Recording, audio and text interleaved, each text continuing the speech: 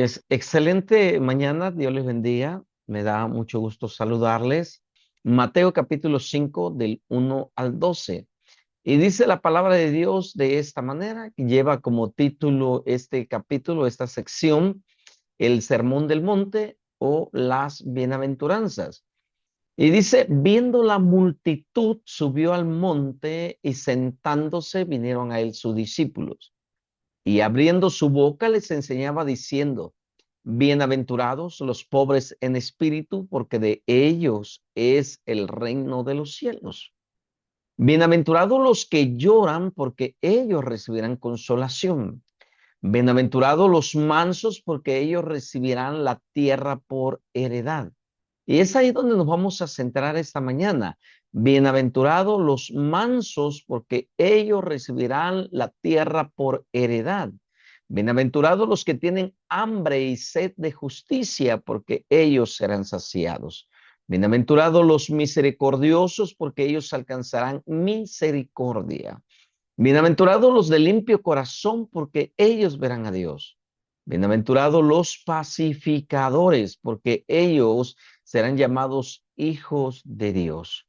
Bienaventurados los que padecen persecución por causa de la justicia, porque de ellos es el reino de los cielos.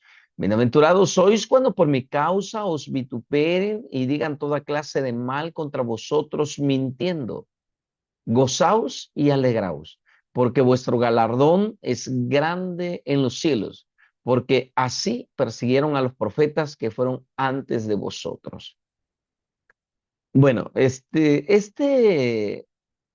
sección de Mateo capítulo 5 es una contraposición al pensamiento que las personas tenían en su tiempo, en su momento. Ellos tenían una percepción diferente de la venida del Mesías. Tenían una percepción diferente.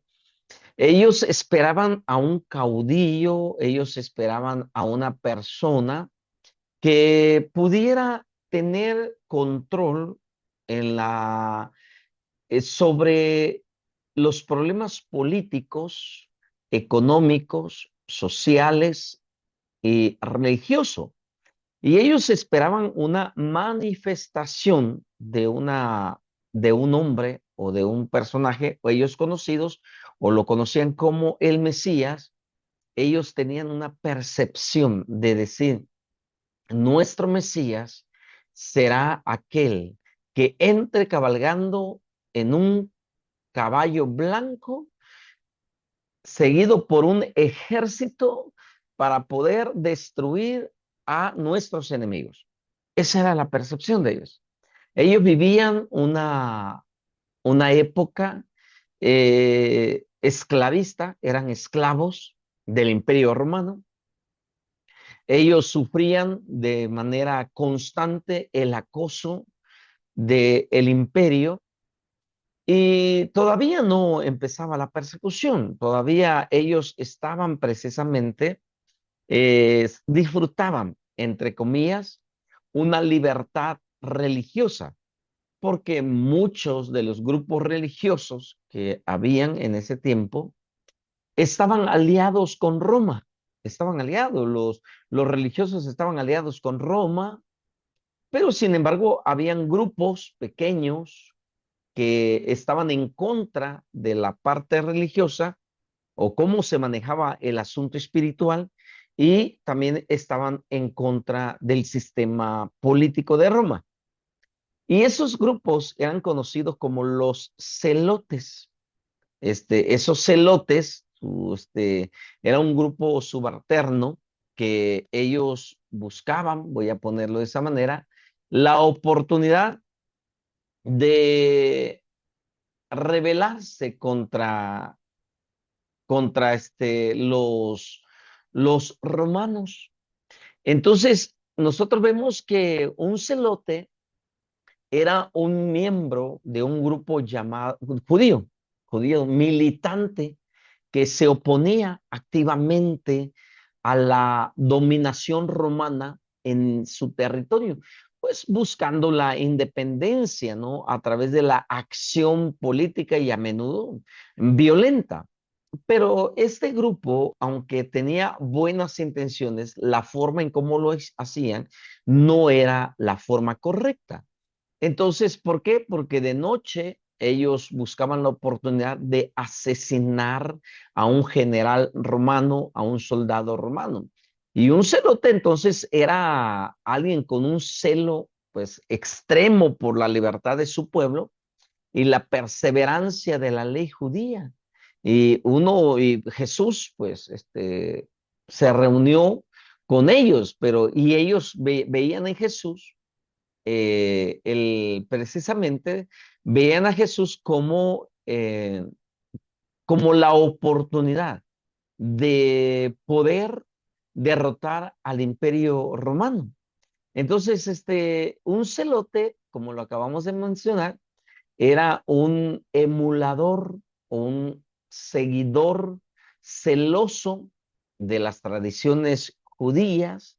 Y este grupo siguió a Jesús. Uno de ellos era Simón, conocido entre el grupo que Jesús tenía, Simón el Celote.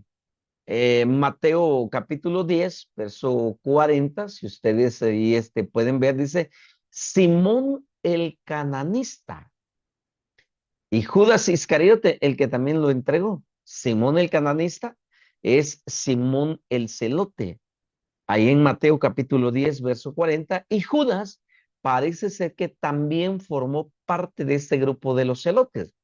Entonces Jesús, bueno, recibió a ese grupo o a esas personas y no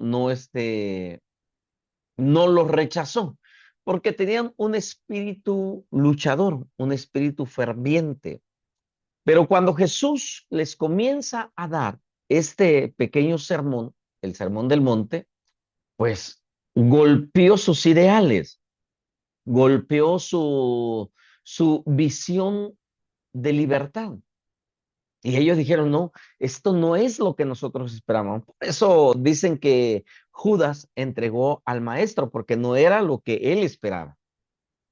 Y algunos que después de cuando Jesús es entregado en manos de los romanos y en manos de los religiosos para ser condenado, muchos de los suyos se enojaron y se volvieron a sus casas porque dijeron, no, no es lo que nosotros esperábamos. Bueno, es que muchas veces Dios no actúa como nosotros queremos que actúe. Muchas veces nosotros decimos, es que queremos que esto sea así, así, así, y oramos y le pedimos a Dios y le decimos, Dios, haz esto así, así, así. Y cuando Dios hace las cosas de manera diferente, nos enojamos con Él. Nos enojamos, nos ponemos tristes y abandonamos el proyecto, abandonamos el camino y nos volvemos hacia atrás. Y bueno, y eso fue lo que sucedió con aquellos grupos que se decían ser discípulos de Cristo, discípulos del Maestro. Entonces, vemos nosotros que Jesús comienza a hablar del Sermón del Monte de una manera totalmente diferente, una cosmovisión totalmente diferente. Porque sabemos nosotros que la palabra, ¿no? Que ahora Jesús suelta cuando dice, bienaventurados los mansos, porque ellos recibirán la tierra por heredad. A ver, ellos por más de 400 años habían sido presa de los imperios más poderosos que se levantaron en esas generaciones. Los asirios, Babilonia, los medos persas, los griegos y ahora los romanos. Y ahora Jesús se levanta y desbarata un paradigma, desbarata un sueño que ellos tenían, porque ellos deseaban tomar la tierra, pero a la fuerza. Ellos deseaban tomar la tierra, pero con armas. Y cuando Jesús les dijo que los únicos que recibirían la tierra por heredad eran los mansos, aquellos que habían aprovechado o habían descubierto la felicidad en la mansedumbre. La palabra manso viene de la mansedumbre. Y esto fue una declaración escandalosa para la gente que estaba escuchando a Jesús, pues era una respuesta y les resultó totalmente ajena a su manera de pensar. Porque puedo creer yo que en aquel tiempo lo que ellos veían con los grupos religiosos, crearon sistemas de pensamientos, como ellos sabían cómo ser espiritualmente orgullosos. Ahí estaban los fariseos, ¿no?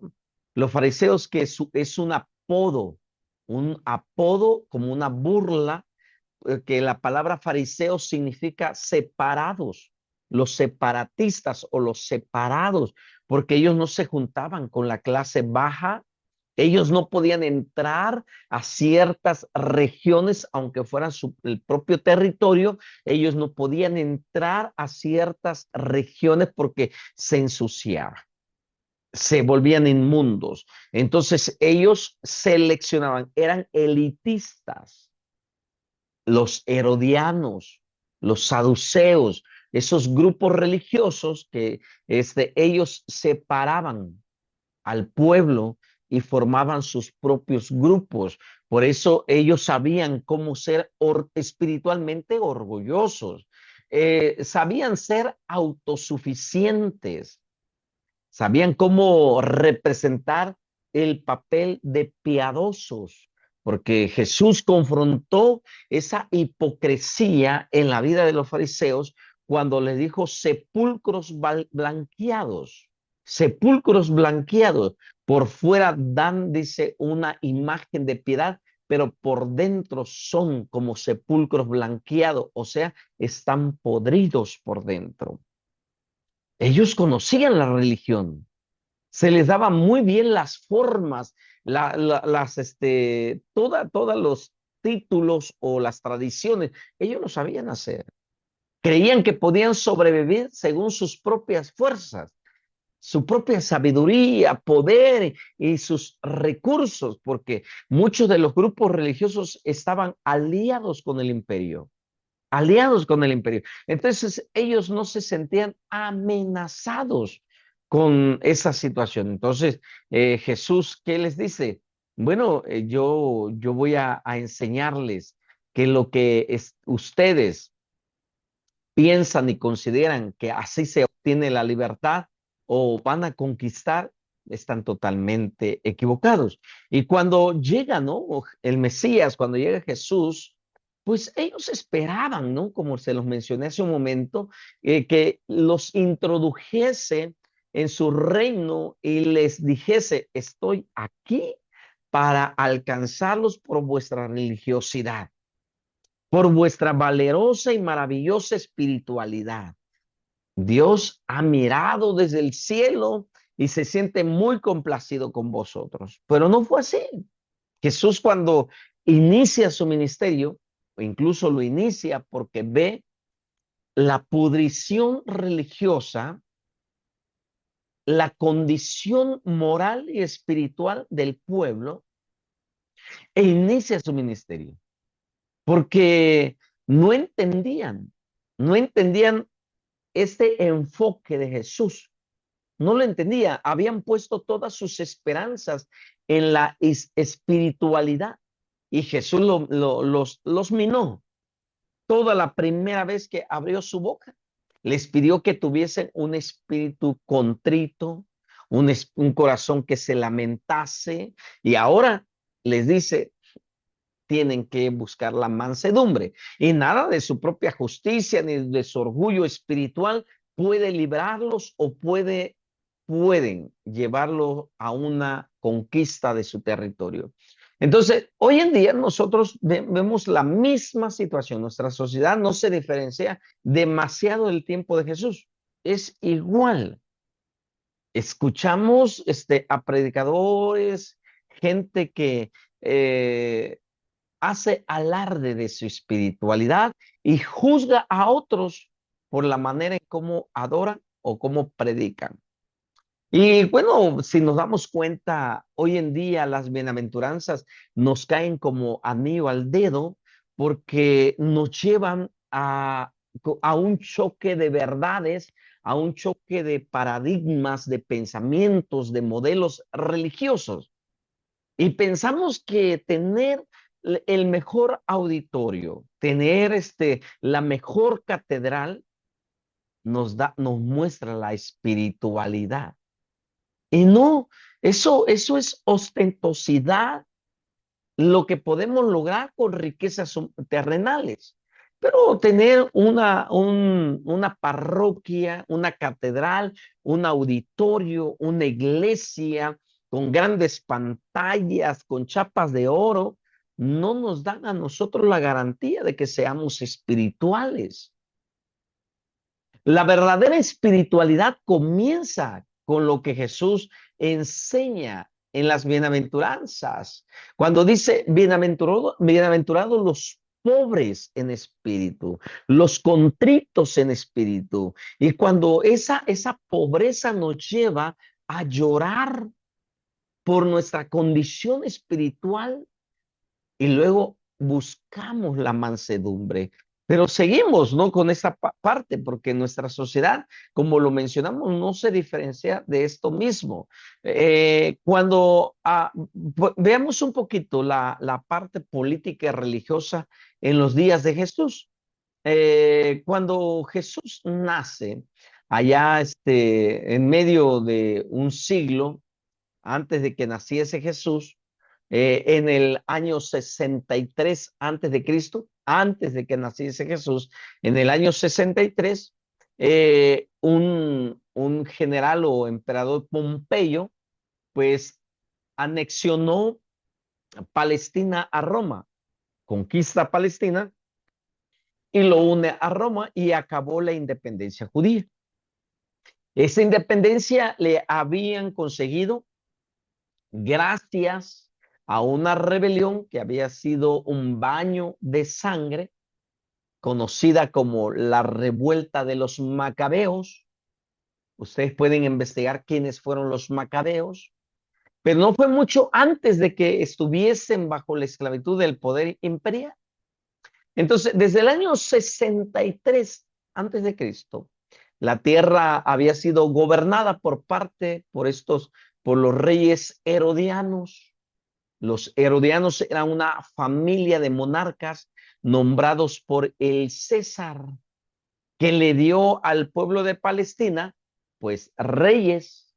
Y esto me trae a la mente cuando en el tiempo del profeta Samuel, ustedes lo pueden analizar en el primer libro del profeta Samuel, cuando ellos rechazaron a Dios y dijeron, queremos ser como las otras naciones, que nos gobierne un rey. Queremos un rey, queremos un hombre que nos diga, porque queremos ser como las otras naciones. Bueno, con el tiempo se les concede esa petición. Y vemos que el César les puso reyes para gobernar la tierra porque ellos deseaban esos hombres, ¿no? Esos reyes. Y les dio procuradores, gobernadores. Y el más famoso de los cuales fue, pues, Poncio Pilato. Mientras los judíos se hallaron bajo el dominio romano de aquellos reyes herodianos, procuradores y gobernadores, que eran como marionetas del César, ¿no? Prácticamente el resto de la tierra que se menciona en el Nuevo Testamento, pues se encontró bajo el gobierno romano.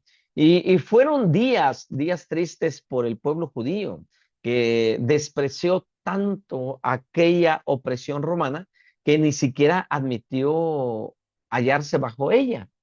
Cuando Jesús les dijo a los dirigentes judíos en Juan capítulo 8, verso 32, que conocieres la verdad, porque la verdad los haría libre, ellos le contestaron, orgullosos, altivos, soberbios, ostentosos, le dijeron a Jesús, linaje de Abraham somos y jamás hemos sido esclavos de nadie. No querían reconocer, porque la historia marca otra parte. Ellos eran esclavos de aquellos que habían sido por lo que habían sido conquistados. Entonces, toda la historia de Jesús se halla dentro de este marco de una nación esclava de Roma. La sombra del César se proyecta a lo largo de todo el Nuevo Testamento. Y podemos sentirlo en que en cada una de sus páginas del Nuevo Testamento había un movimiento en los corazones de los judíos que creían que el Mesías iba a venir y que algo estaba a punto de suceder. El reino de Dios sería establecido. Las escrituras eran más claras al respecto.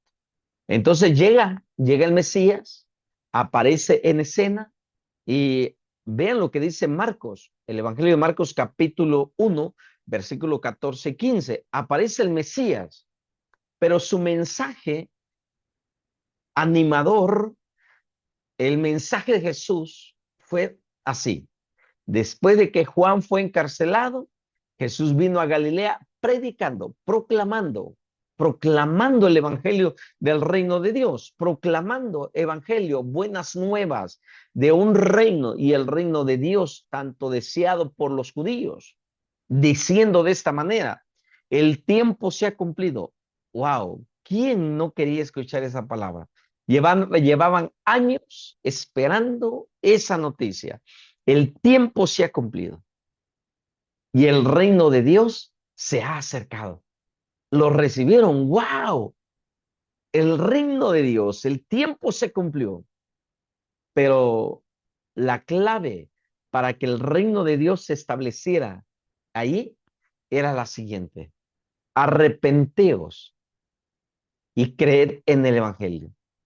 Nadie puede conquistar y nadie puede poseer un reino o hacer que el reino de Dios descienda sin tener un cambio de pensamiento.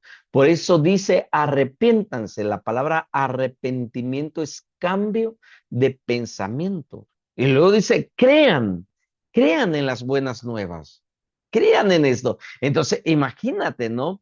Ellos, pues ahí sí entraron en ese conflicto porque sus expectativas fueron hechas añicos, se les vino para abajo todo, de modo que el plan de Dios no era lo que creían los judíos que sería, y cuando Jesús empezó a hablar de la manera como lo hizo, en Marcos y en el Sermón del Monte, Mateo, que se encuentra también en Lucas capítulo 6, pueden imaginarse ustedes la reacción de ese pueblo. Es como nosotros estamos orando, ¿no? Es que Dios me va a sanar, Dios me va a sanar, Dios lo va a hacer. Tienes la fe y te acompañamos en la fe, pero Dios dice no, no. Si yo lo sano de una manera milagrosa, sobrenatural, puede ser que esa persona, Dios lo conoce, Dios sabe, no cambie, vuelva otra vez hacia atrás y vuelva como el perro vuelve a su vómito y el cerdo al lodo, va a volver a hacer lo mismo. Y Dios dice, les voy a enseñar una manera diferente. Y dice Dios, te voy a sanar, pero no de la manera como tú lo quieres. Te voy a ayudar, pero no de la manera como tú lo quieres. Y pone los otros medios. Otros medios. Y uno dice, pero es que yo no esperaba esto. Yo no quería esto. Yo quería que Él viniera y pusiera sus manos y me sanara. Y dice, no, no, porque hay orgullo, altivez, soberbia, un espíritu contrario a la mansedumbre en ti. Y para humillarnos, lo voy a poner de esa manera porque Dios utiliza todos los medios para humillar nuestra altivez o derribar nuestros paradigmas o nuestros modelos mentales. Dios utiliza otros medios, la medicina u otros medios. Cuando Jesús sanaba a la gente necesitada, por ejemplo, sanó a un ciego. Sí, algunas veces les ponía sus manos y sanaban, pero en otras ocasiones me sorprende porque Jesús derribó sus modelos mentales porque estaban ya acostumbrados solamente que Jesús pusiera sus manos, porque hubo un hombre que dijo, si tú quieres sanarme, sáname y pues aquí estoy. Y ellos esperaban que Jesús le pusiera la mano al leproso, le pusiera la mano al ciego, le pusiera la mano. Y Jesús dijo, no, no los voy a acostumbrar a una sola forma de cómo puedo hacer las cosas. Entonces, en una ocasión Jesús escupió, yo creo con todas sus fuerzas, y escupió en la tierra y con la saliva hizo lodo y le puso en el ojo, en el ojo del ciego. Y le dijo, vete, que te lleven a que te laves la cara. Y aquel hombre sanó, rompió sus paradigmas. Por eso lo vuelvo a repetir, muchas veces nosotros estamos acostumbrados a una sola forma de cómo Dios actúa, pero Dios es multiforma, tiene muchas formas de hacerlo, muchas formas de hacerlo. Entonces, decepcionó enormemente a los activistas políticos porque no estaban dispuestos a producir una revolución y los fanáticos religiosos vieron que en el Mesías, que él no iba a destruir a Roma con un milagro cataclismo, ¿no? Porque eso es lo que esperaban. Ellos esperaban que un gran terremoto, algo sucediera para que Roma fuera destruida. Entonces, cuando por fin vieron capturado por los romanos y estando junto a Barrabás, cuando capturan a Jesús y los romanos y ahora ponen a Jesús a un lado y a Barrabás a otro, como una persona patética, porque así lo ponen a Jesús como una persona patética a la que Pilatos había golpeado, lo había herido, lo azotó, le puso una corona de espinas. Y en Isaías 53 dice que no hay. ¿Cómo pudo haber quedado la imagen de el cuerpo físico de nuestro Señor Jesucristo? Porque dice Isaías 53, no hay parecer en él ni hermosura, y le veremos más inatractivo para que le decíamos. De manera que pensaron, olvídate, ese no es el Mesías. No queremos a ese. ¿Y qué comenzaron a decir? Crucifícale, crucifícale. Porque ellos tenían una forma de pensar que Jesús vino a tratar de cambiar. Por eso dice, arrepentidos, cambien su manera de pensar. Cambia tu manera de pensar. No solamente esperes, escucha, no solamente esperes que Dios actúe de la misma manera que lo hizo a 10 años atrás, que lo hizo 5 años atrás, que lo hizo un año atrás. Dios va a cambiar su manera de intervenir y no lo va a hacer a la manera en cómo tú piensas que lo va a hacer. Y como Él te dé la solución, acéptalo. Ojo, como Él te dé la solución, acéptalo. Y dile, gracias, Padre, gracias, Señor Jesús, por la solución que me diste a mi problema. Lo acepto como viene. Lo creo, tú pusiste los medios para hacerlo. Entonces ellos estaban totalmente y Jesús tuvo que derribar sus paradigmas. No podían creerlo. Y a veces ni siquiera nosotros en el siglo XXI podemos creer cómo Dios actúa. Creemos que Dios necesita superestrellas. Pensamos que Dios necesita superestrellas. Creemos que necesita a los que ocupan puestos elevados y a los poderosos, a los ricos y a los famosos para hacer un cambio social. No, no. Zapatero a tu zapato, ¿no? Para ver la transformación social, tenemos que aceptar la voluntad de Dios, creer cómo Él actúa de manera diferente, porque nunca ha sido como nosotros y el mundo lo ha querido. Nuestro Señor vino y les golpeó exactamente donde más a ellos les dolía. Escucha, escucha bien. ¿Quieres estar en el reino? ¿Quieres estar en el reino? Los que forman parte del reino de Dios, del reino del Padre de nuestro Señor Jesucristo, son los que se encuentran en la bancarrota espiritual, los que lloran y los mansos. Y aquí no, la mansedumbre, que es la parte esencial del tema, es diferente a estar quebrantados de espíritu. La mansedumbre es diferente a estar quebrantados de espíritu. Y a pesar de que la raíz de la palabra sea la misma, en algunas partes de la Biblia, estas palabras se podrían usar de manera intercambiable. Intercambiable. Estar quebrantados de espíritu tiene relación con el estado de pecado, mientras que la mansedumbre tiene que ver con la santidad de Dios. Yo puedo decir, yo soy pobre en espíritu porque soy un pecador. Y puedo decir, soy manso porque es tan santo en comparación a mí. Entonces, estar quebrantado de espíritu es algo negativo y da como resultado el lamento, el llanto, mientras que la mansedumbre es algo positivo y da como resultado a la búsqueda de la justicia. Esa es la belleza de la secuencia, de la progresión de estos versículos de Mateo capítulo 5. Primero está el quebrantamiento.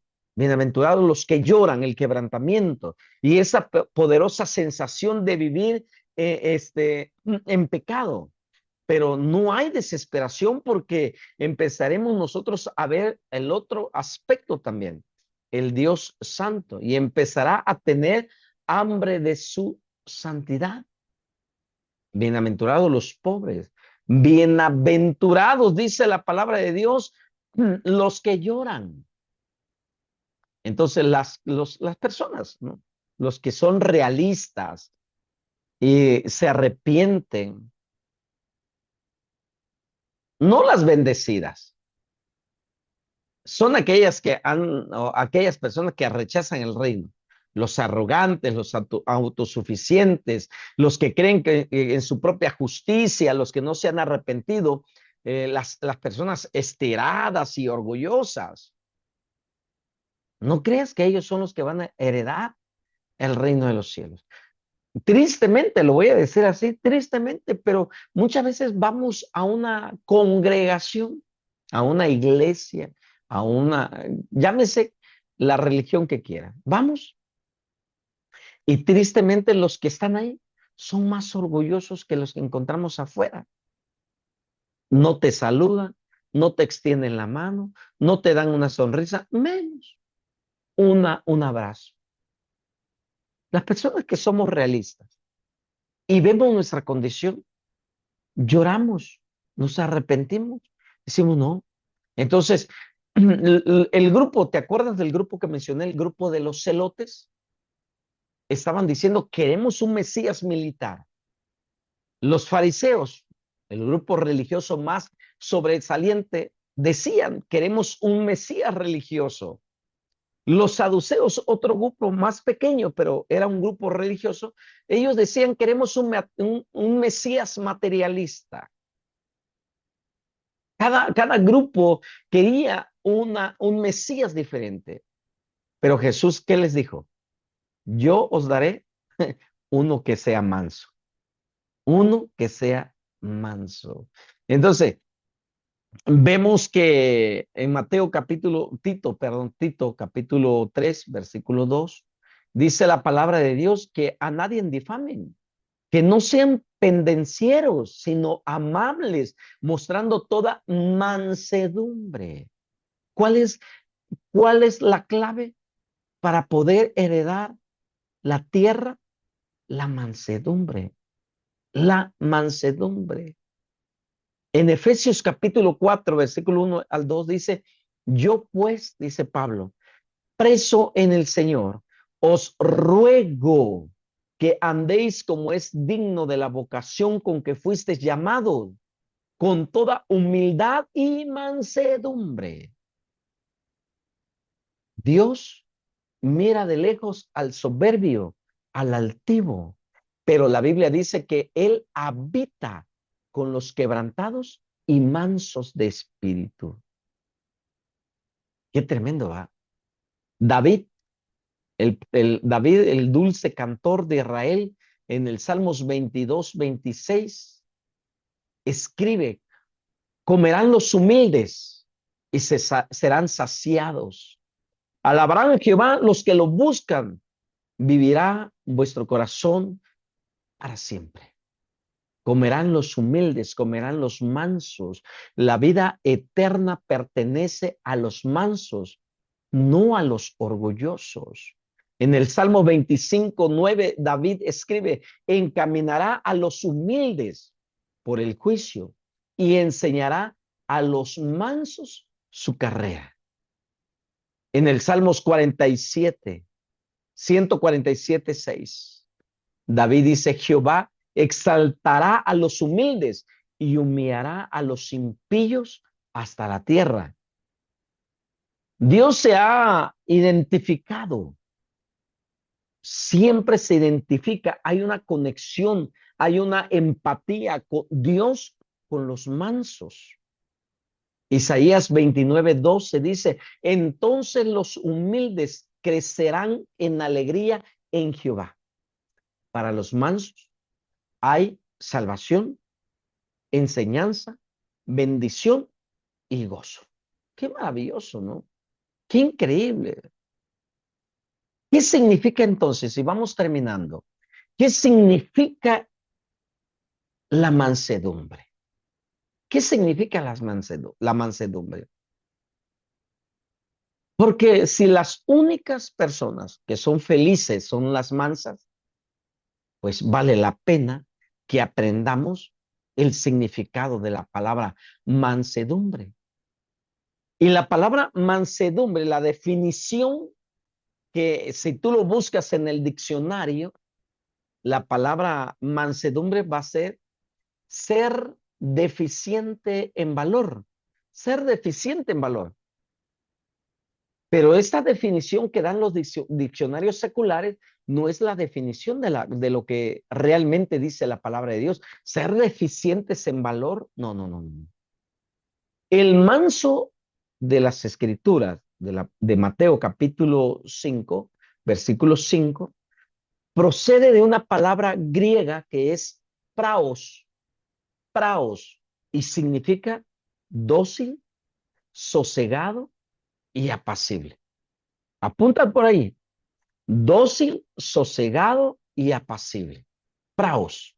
De la manera que una persona que es alguien apacible, honorable, con un corazón tierno, paciente, sumiso, manso, entonces se usa para describir, por ejemplo, un medicamento, una medicina que te calma, una brisa suave cuando vas a la playa y de repente viene la brisa y tú dices, qué frescura. Cuando anhelas, ¿no? Ir a la montaña y decir, quiero conectarme con la naturaleza, quiero estar en sintonía con la naturaleza. ¿Qué estás buscando? Calmarte, calmarte. En 2 Corintios capítulo 10, versículo 1 y en Mateo 21, 5, leemos acerca de la mansedumbre de Cristo. He aquí tu rey viene a ti, dice, manso y sentado sobre una asna, sobre un pollino, hijo de animal de carga. Entonces, cuando Jesús entró en la ciudad, no estaba cabalgando sobre un corcel blanco, un caballo blanco, sino sobre un asno, un pollino de un borrico, que en realidad era el medio de transporte para los humildes. Los únicos que tenían caballos eran los generales, los césares, porque ni aun los soldados lo tenían.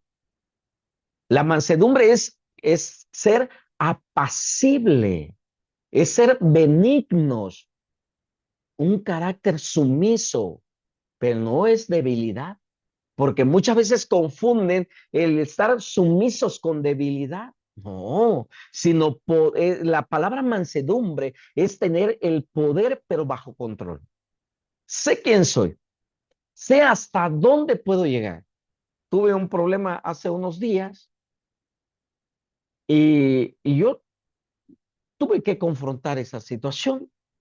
Tuve que ir a ese lugar donde yo tenía el problema y entrevistarme con diferentes personas y me ignoraban hasta que les dije, ¿saben qué? Hasta aquí llegué. Yo creo que mi paciencia ya terminó. Date cuenta, paciencia, pero no la mansedumbre. Le dije, voy a tocar donde tenga que tocar y tiene que caer el que tiene que caer. Pero esto se soluciona porque se soluciona. Me conoces de una manera. Hasta aquí me has conocido, pero no me conoces de esta manera. ¿Cómo quieres que actuemos? ¿Con la paciencia, la mansedumbre o quieres que pierda el control y nos vayamos hasta las últimas consecuencias? Tú dime. No, no, no, señor, tranquilo. Le digo, no, tranquilo estoy, pero dame solución. Porque muchas personas piensan que porque somos pacientes y mansos, nos creen débiles. Pero la mansedumbre no es debilidad, es poder bajo control. Yo sé hasta dónde puedo llegar. Sé hasta dónde puedo arriesgarme para hacer las cosas. Poder, dilo conmigo, poder bajo control. Hay esposos que piensan que porque sus esposas les lavan la ropa, les hacen la comida, atienden la casa, pueden hacer lo que se les dé la regalada gana. Lo que tú no sabes es que esa mujer que tú lo ves sumisa está teniendo un poder bajo control. Porque yo creo que no quieres llegar a conocer o conocerla en un estallido, en una explosión. Entonces, el resultado de la mansedumbre es vaciarse a sí mismo, de humillarse, de estar quebrantando ante Dios, y es domar a la fiera que llevamos dentro. Es domar a la fiera que llevamos dentro. Entonces, nosotros decimos, ¿no? Entonces, la mansedumbre, desde el punto de vista del uso que acabamos de ver, podemos tomar un ejemplo como un potro que no ha sido domesticado, pues sabemos que causa destrucción, pero uno que sí ha sido ya domesticado, pues es útil. Es lo mismo que vemos cuando las olas no están calmadas, revientan y destruyen.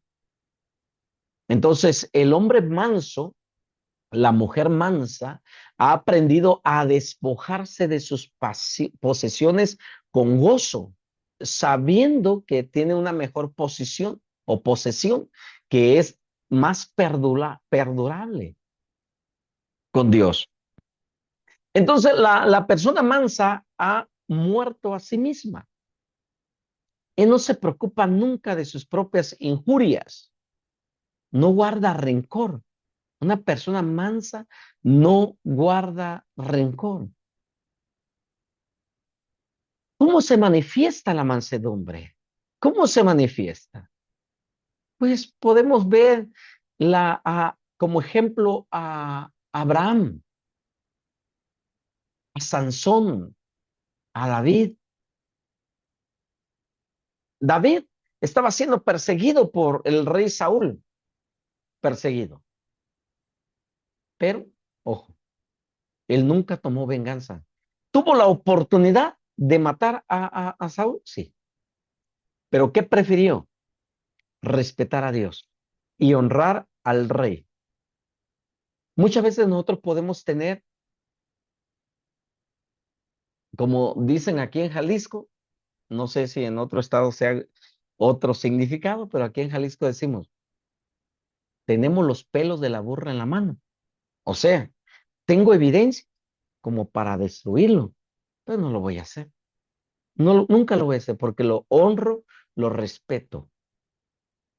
Entonces, vemos que la mansedumbre es eso, precisamente. No actúes con venganza. Deja que las cosas se vayan, todas las cosas se vayan poniendo a tu favor. Entonces, ¿qué es la mansedumbre? Poder bajo control. Espero que en esta mañana, esta bienaventuranza, que es la tercera bienaventuranza que estamos llevando, nos lleve a abrir nuestra mente, a reconocer nuestro estado, a llorar por nuestro estado y pedirle a Dios dominio, control, para controlar o, como decimos, domar a la fiera salvaje que llevamos por dentro. Y de esa manera podemos nosotros alcanzar la felicidad. Una persona que todo el tiempo anda en venganzas, enojado, amargado, no es feliz. Pero una persona mansa es una persona feliz.